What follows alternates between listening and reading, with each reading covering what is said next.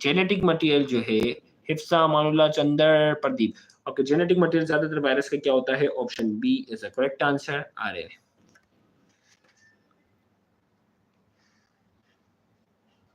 चलें इसका बताएं।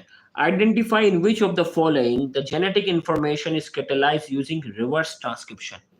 रिवर्स ट्रांसक्रिप्शन की हम बात करेंगे।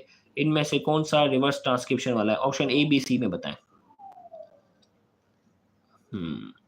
Yasir B, Zahra B, Shazen, Qabool B, Areeba B, Muzammil B, Yasir, Muzammil, Yasmeen, Hifsa Farooq, Pradeep, Inshara, Tushal, Amanullah. Okay भाई, तो आपको मालूम है ट्रांसक्रिप्शन वो प्रोसेस होता है जिसमें डीएनए से क्या बनता है? आरएनए।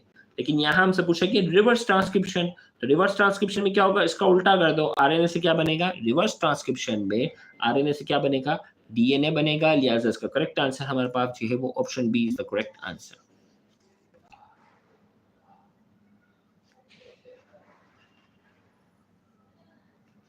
नेक्स्ट हमारे पास है cilia and flagella are absent. इनमें से कौन सा है जिसमें सीलिया और फ्लैजिला जो है वो एब्सेंट है? हिस्सा फारूक, अब क्यों अमान से लड़ाई कर रही हो? बिला वजह लड़कों को तुम लोग वो करते हो, फटे सबसे ज्यादा लड़कियां करती हैं। अब लड़ाई नहीं करो, चलो। Cilia and flagella are absent. Cilia और फ्लैजिला किस में एब्सेंट होंगे भाई? प्रदीप कह रहे ए, मुजम्मिल कह रहे ए, अलिशबा, जहरा, प्रदीप, चंद्र चौहान। ओके भाई, तो करेक्ट आंसर हमारे पास क्या है? A viruses is the correct answer. क्या है? A viruses is the correct answer.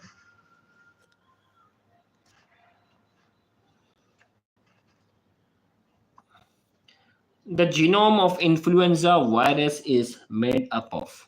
Influenza virus जो है उसका जीनोम, उसका जेनेटिक मटेरियल किस चीज का बना हुआ है?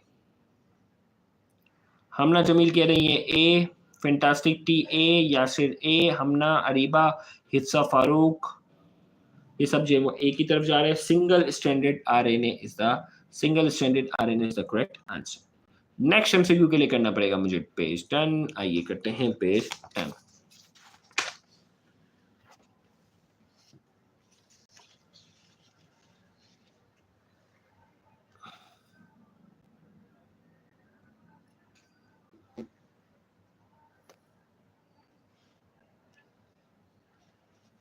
चलो, the life cycle in which the phage kill the bacteria if known as.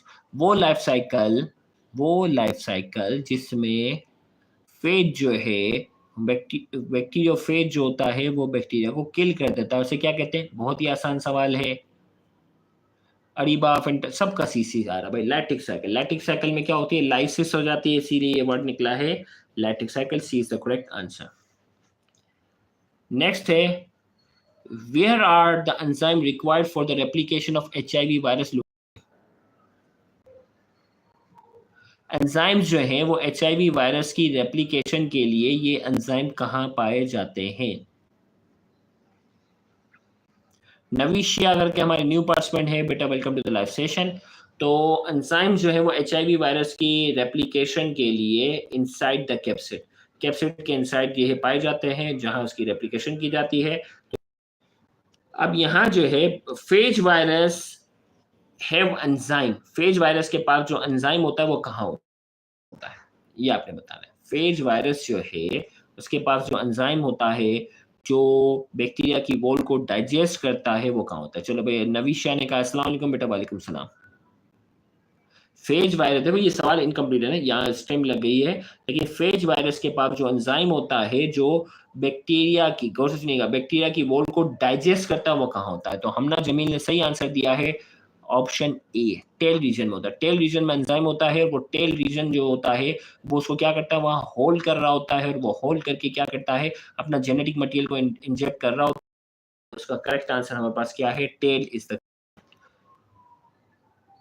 Next MCQ के लिए मुझे करना पड़ेगा पेज 10। आइए हम करते हैं पेज 10।